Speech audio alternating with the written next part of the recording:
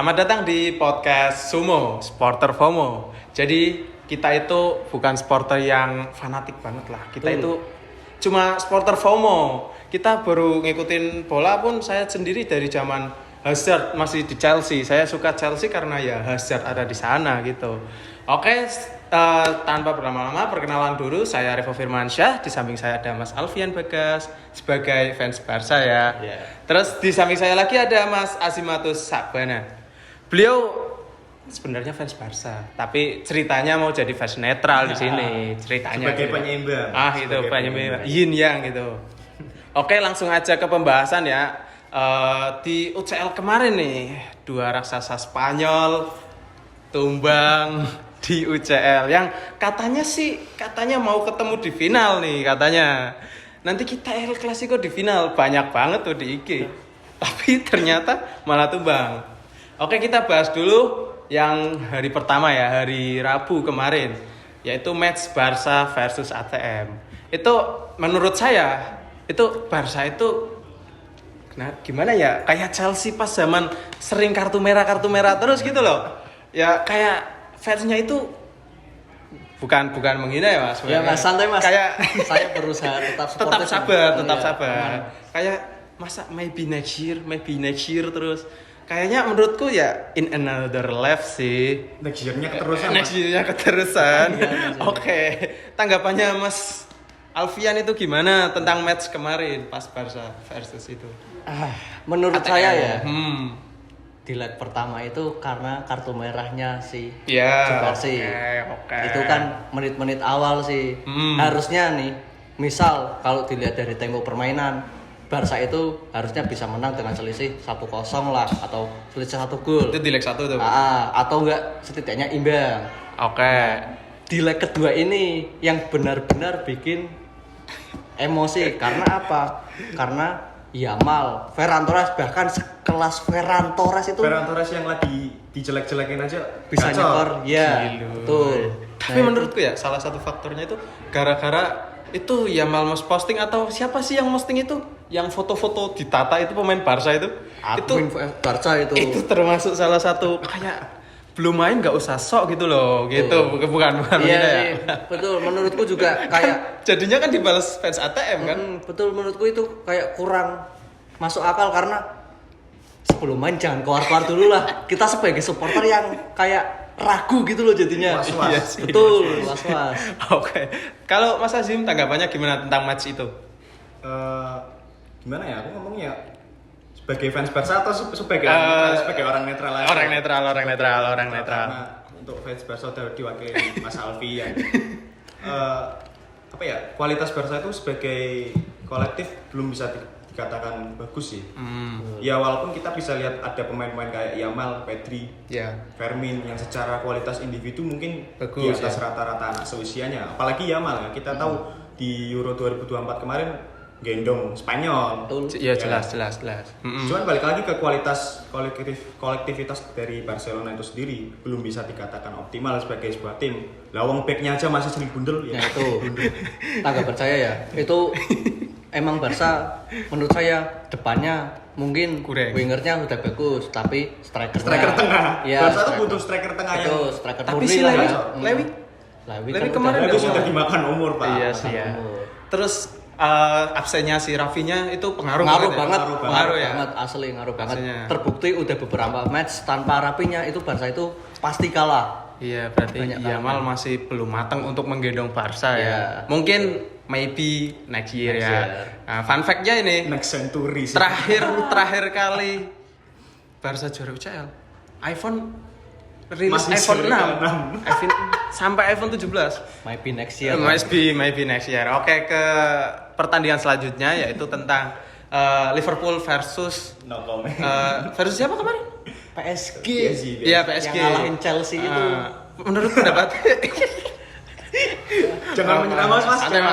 Ya, ini Chelsea dapetin ini itu. Ya Mas, lawan siapa Mas? Ya, lawan PSG juga Mas. Saya tahu itu. Oke Mas. Pendapat Mas Alfian dalam match itu? Saya dari leg pertama aja udah kelihatan loh. Liverpool itu emang keteteran banget. Emang Diserang terus. Nggak tahu kenapa emang, karena emang belum layak aja mentalnya. Dilihat juga dari liga. Di liga kan juga terseok-seok itu Liverpool, apalagi leg kedua ya tambah itu asli. Kalau Mas Azim sendiri? Ya aku ini ya nge-highlight PSG selama 2 atau 3 musim terakhir itu kemajuannya luar biasa banget. Apa mungkin gara-gara Mbappe keluar? Bisa jadi. Mungkin ya. Selain karena taktiknya Enrique itu yang masuk di kacau, PSG ya. dan pemainnya udah mateng, mungkin memang masalahnya Mbappe sih. Iya sih. Egois pemain. Iya, kata Vitinya juga kenapa pas zaman Messi, Neymar, Mbappe nggak bisa juara apa-apa? Yep. Itu katanya karena 3 pemain itu nggak mau defend. Betul. Jadi Nggak mau mereka turun bener-bener dia. di depan doang gitu katanya, kata si Vitinya. Juga- Kalau pendapat saya sendiri ya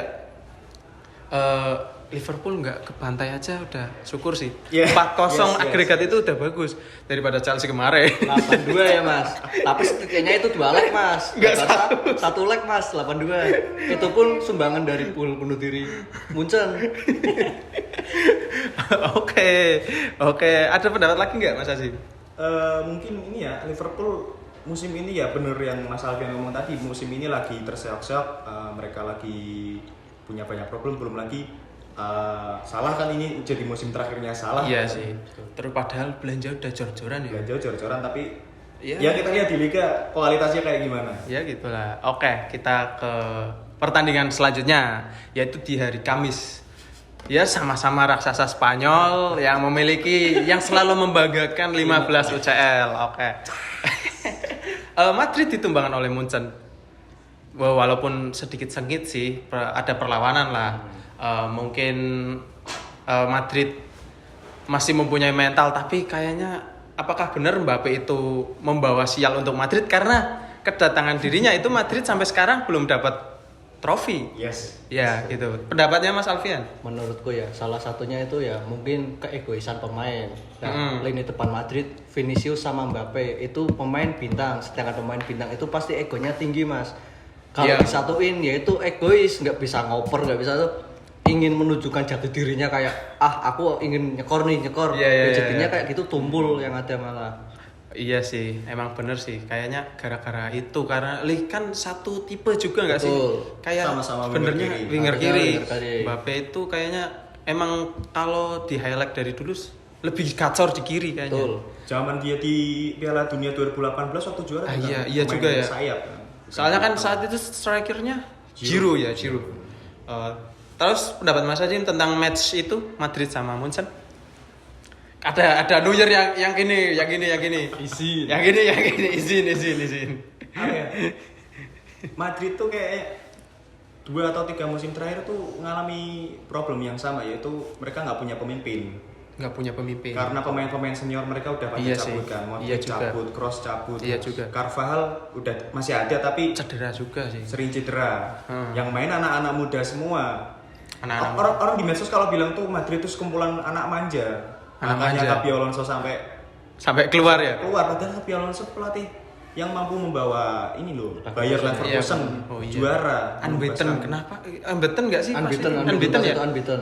menghancurkan dominasi Munchen di Gila sih. Liga Jerman, tapi pas bawa Madrid malah jadi lapuk. Betul. Iya sih, match kemarin juga saya lihat gol-golnya Madrid kayak gol pertama itu kan blunder Neuer. Gol Blunder. kedua siapa sih kiper yang nggak bisa nangkep? Ya yang bisa nangkep Bola seperti itu ya. sepak pojok itu. Tapi lihat golnya Bayer kayak mudah semua. Betul. Iya. Kayak gampang. emang dari taktik ya. Iya, kayak Madrid itu gol hoki dan Bayer itu gol yang benar-benar gol gitu loh. Iya benar-benar definisi pakai taktik ya itu. Iya, oke. Lanjut ke pertandingan selanjutnya yaitu yang terakhir nih. Males banget. Ngantuk sih, Arsenal ngantuk sih Sporting 0-0. Ngantuk. Menang agregat 1-0. Duh, menurutku ini ya dari 4 tim tadi yang paling nggak layak lolos Arsenal. Menurutmu apa karena Kaosnya Chelsea. Chelsea, Mas. Enggak. Tapi ya Ini secara objektif apa karena Objektif. Anda seorang fans Chelsea? Enggak, Mas. Saya objektif ya. Karena saya expect Arsenal bisa menang ke 3 ataupun 4-0 harusnya. Cuma lawan Sporting, Bro. Tapi ya karena mungkin Arsenal emang akhir-akhir ini menurun sih emang. Kayak tadinya 4 udah kehilangan 2 trofi nih. Yes. Ya kan? Satu trofinya, kesempatan dapat trofinya hilang semua. Nah, menurut Mas Bagas tuh tentang match yang sangat boring itu. Leg pertama nih, Sporting Arsenal. Arsenal itu gol yang pertama itu ya gol hoki sebenarnya. Dan ketemunya itu Sporting yang siapa Coba sih yang bisa ngalahin Barca Sporting? Coba ketemu Barca ya. Barca mungkin masih bisa lah. Masih bisa habis tuh Arsenal.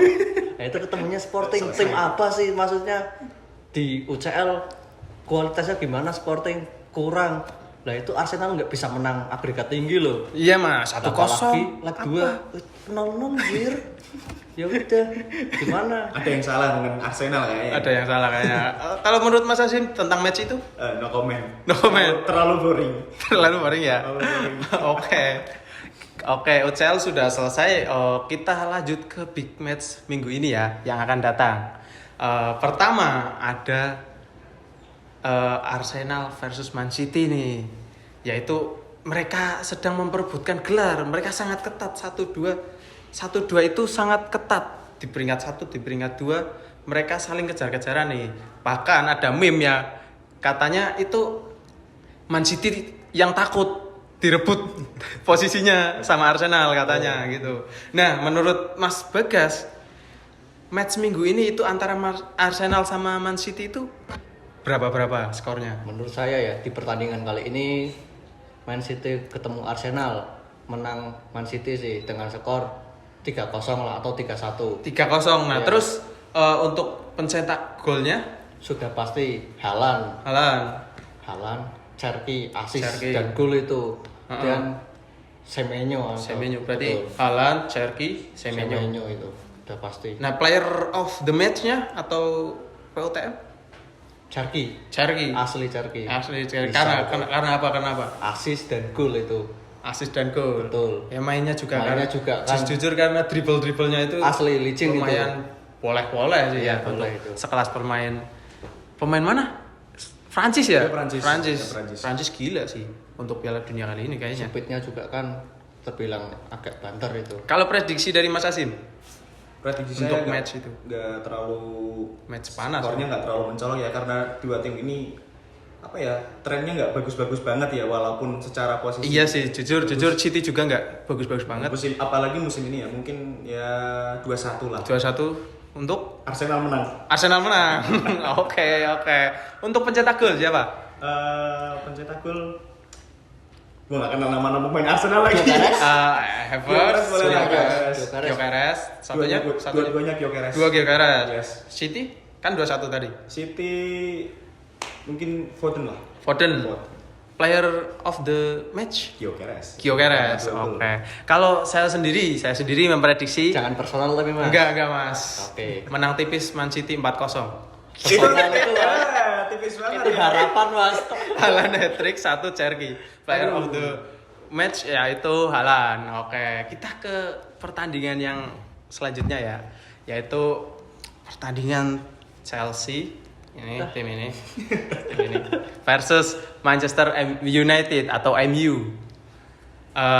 Fun fact, Chelsea ini sekarang masih terpuruk sih, masih belum bisa dapat kemenangan. Terus tapi MU juga kemarin habis kalah ya.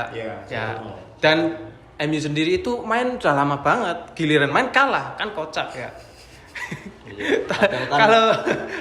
Padahal kan udah dikasih waktu, maksudnya bukannya masa latihan maksudnya gitu malah kalah ya. Jauh.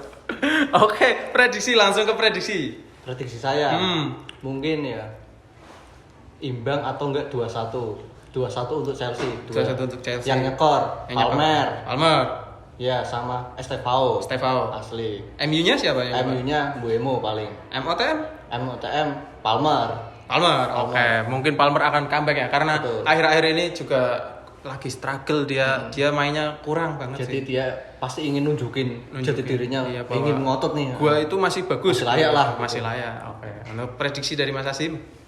Imbang. Berapa? 1 sama. 1 sama. Untuk pencetak gol MU Bruno Fernandes. Oke, jelas Bruno memang jago sih. Tengahnya ya gacor Iya, itu dia. Gacor. Bruno itu jadi ini, kalau di antara pemain lain nggak terlalu kelihatan, dia tuh jadi yang paling kelihatan menurut aku ya. Emang iya sih, dari zaman Covid kayaknya dia gendong MU. Kacau. Kasihan sih, kasihan.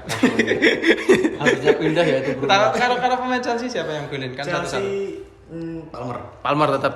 Mungkin Palmer akan menunjukkan bahwa dia belum habis. Masih layak. Gitu. Ada di skuad utama. MOTM Bruno tetap Bruno. Oke. Kalau prediksi saya sendiri jujur